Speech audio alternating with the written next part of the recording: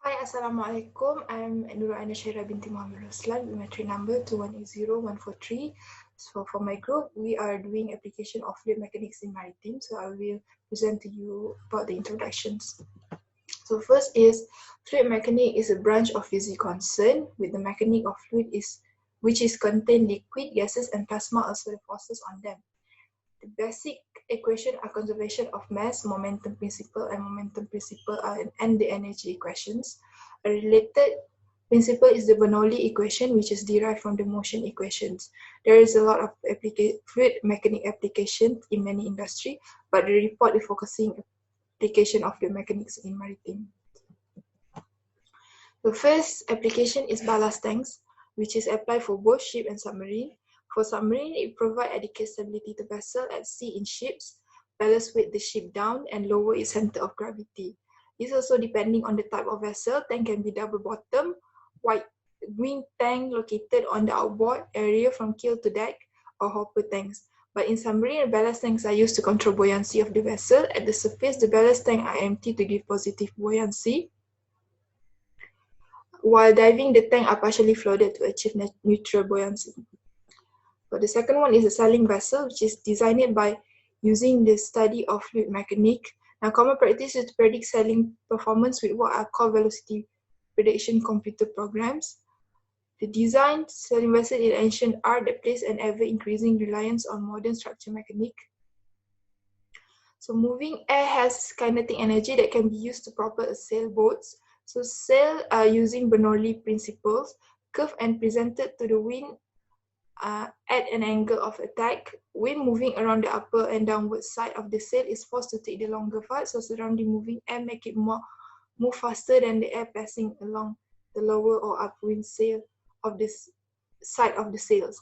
So when the boat speed and cause a constant, the net force is precisely balanced by the velocity depending drag force on the boat. So there's a lot of benefits to human, which is the invention by using the theory of fluid mechanics. They invent a ship and submarine.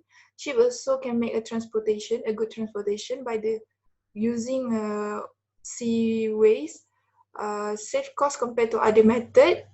It also helped Fernand Magellan to explore the world, which is Fernand Magellan is the first persons who travel the world by the using a boat, using a sail, used in military, which is ship and submarine are used in military.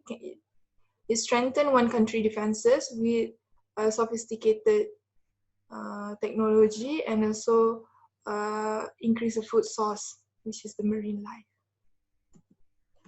So this disadvantage of this invention is not eco-friendly. We cause pollution because of nuclear weapons, radioactive effect on marine life, oil dumps, damage on ecosystems. So that's it for introduction. Thank you.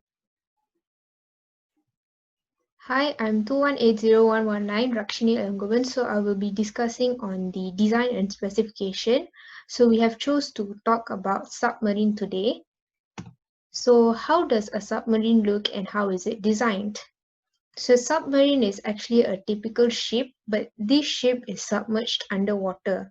So like a ship in a boat size, but submarine is fully covered because it has to be submerged underwater.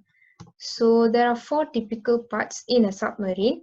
Firstly is the outer hull and the pressure hull. Second will be the main ballast tank. Third will be the sail or bridge fin, and fourth will be the control surfaces. So let's see what are these parts and how do they function. So pressure hull and the outer hull is actually a hull which accommodates spaces, and they have weapon control systems, communication and control, battery banks, and auxiliary machinery. So their main purpose is to store things like accommodation and all those things. So basically, the outer hull will be the outer part of the submarine, and the pressure hull will be in the between of the outer hull. The pressure hull is actually to withstand the high hydrostatic pressure when it's underwater. So next will be the main ballast tank. The design actually depends on the position of the outer hull and the pressure hull. There are many different types of main ballast tank, namely like the exposed pressure hull or the enclosed cylindrical pressure hull. So these main ballast tank are designed in a way where they differ according to applications, according to the needs of the specific submarine.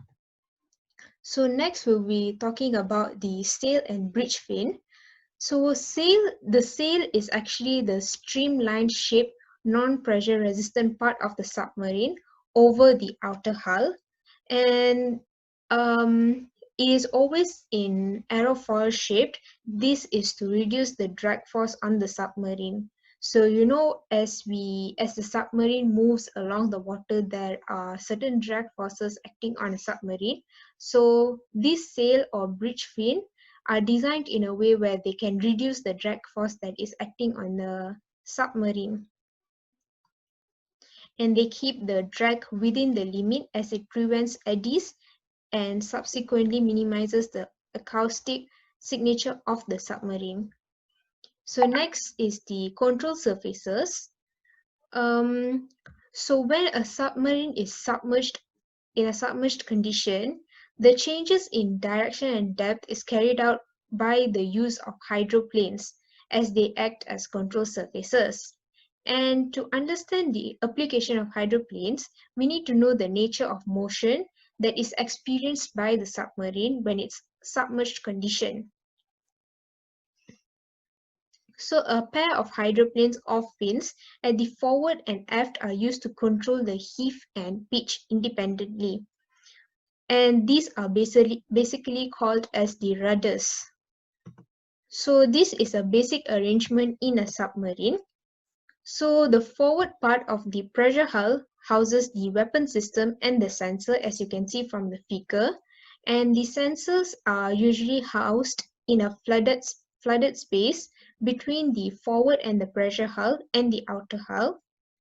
And the sensors are placed in a way for the reduction of noise from the turbulent flow at the aft and obstruction of machinery in case of aftward positions.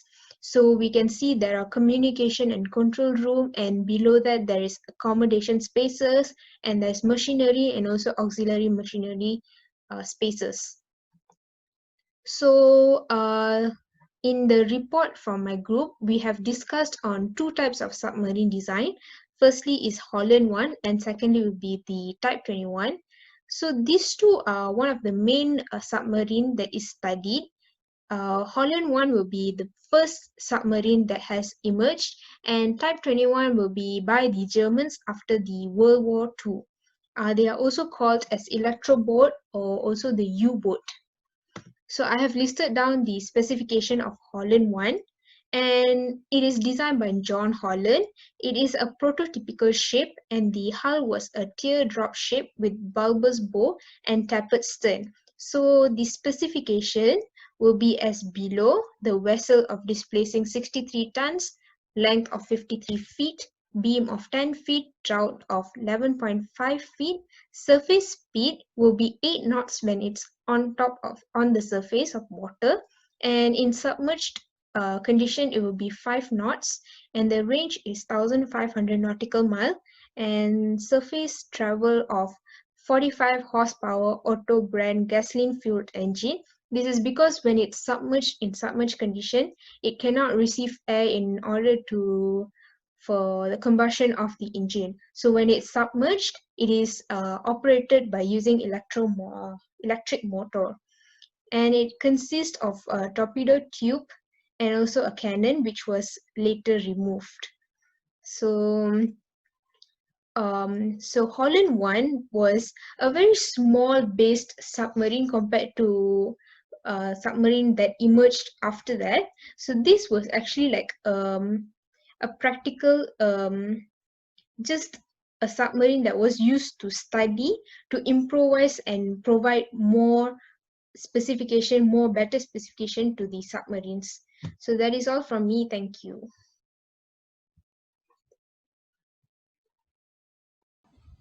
In our daily life, there are many things that involve in fluid mechanical theory, including the maritime field. There are several theories that need to be emphasized for a submarine to operate in a smooth and safe condition. Among them is Archimedes' principle. Archimedes' principle stating that any body completely or partially submerged in a fluid at rest is acted upon by an upward or buoyant force, the magnitude of which is equal to the weight of the fluid displaced by the body. The volume of displaced fluid is equivalent to the volume of an object fully immersed in a fluid. The weight of the displaced portion of the fluid is also equivalent to the magnitude of the buoyant force. For an example, a submarine that is sinking into an ocean until the weight of the water is displaced is just equal to its own weight. Furthermore, Boyle's law also relatable to the submarine. Boyle's law states that the volume of given amount of gas held at constant temperature varies inversely with the applied pressure when the temperature and mass are constant. The pressure of a given mass of an ideal gas is inversely proportional to its volume at a constant temperature. The deeper the submarine goes into the water, the more pressure will be pushing on all the surface of the submarine. The volume of the air will decrease if the submarine goes deeper in the water. Next one of the most important theory that need to be considered is Bernoulli equation. In fluid mechanics, Bernoulli equation state that an increase in the speed of fluids occurs simultaneously with decrease in static pressure or a decrease in the fluid potential energy. It can be viewed as a conservation of energy law for a flowing fluid. A submarine makes use of the concept of buoyancy in order to float or sink in water. It contains special tanks called ballast tanks that can contain either air or water. With air-filled tanks, the submarine carries cylinders of compressed air. When it is made to rise to the surface, compressed air is used to force the water out of the ballast tank. Last but not least, theory that is related to the submarine is the third law of Newton's motion. The theory describes that all force between two objects exist in equal magnitude. In opposite direction, this theory represents a certain symmetry in the nature which is force always occur in pairs. The wing on the side of submarine control the direction of the motion by deflecting the water that rush past as the submarine moves at high speed. This obeys Newton's third law of motion, which states every action has an equal and opposite reaction. There are many more theories that are relatable to the submarine. If we want to build a submarine, these are theories that need to be considered in order to maintain the well-being of the submarine. Assalamualaikum. I will explain about the conclusion. For the conclusion, as we know, there will be an early submarine, Holland submarine, and World War II submarine. The first submarine was successfully built, which used water as a ballast inside the boat. The engineer's craft employed large goatskin flask was built and connected to opening in the bottom of the hull. And then for the Holland submarine, which built by J.P. Holland Company, and this submarine was accepted by the U.S. Navy in 19,000.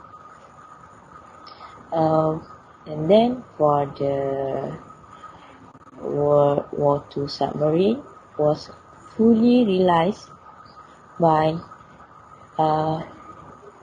1939 in the Sago class, with the concept of the long-range, high-speed submersible torpedo or gunboat, which had a displacement approaching 2,000 tons and test depth of 200 feet.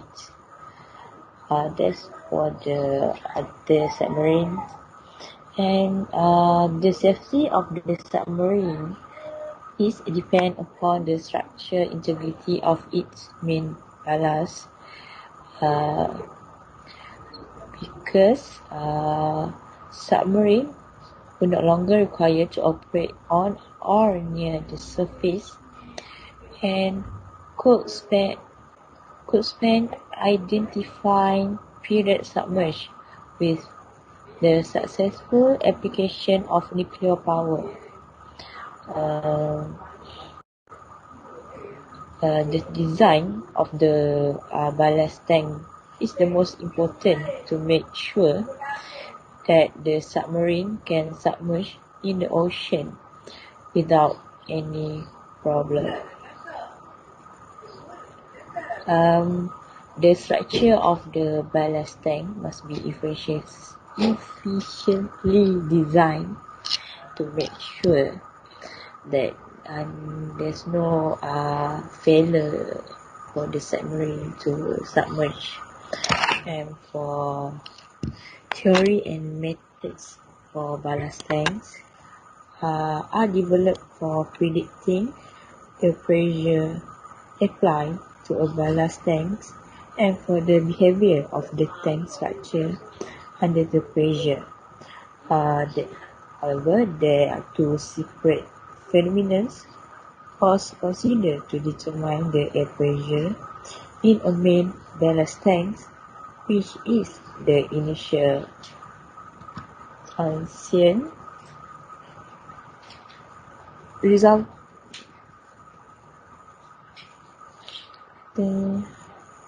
resulting from the sudden release of high airborne pressure and the volume expansion of the air bubble in the tanks is transiting from the hydrostatic pressure at depth to atmospheric pressure at the surface, and some assumptions were made to calculate this the pressure incident to both phenomena. In addition, fluid mechanics is the branch of physics concerned with the mechanics of fluids such as liquid, gases, and plasma, and the force of them. And we know that there's many applications in there's use fluid mechanics theories and design, which is including mechanical, civil, chemical, and biomedical engineering.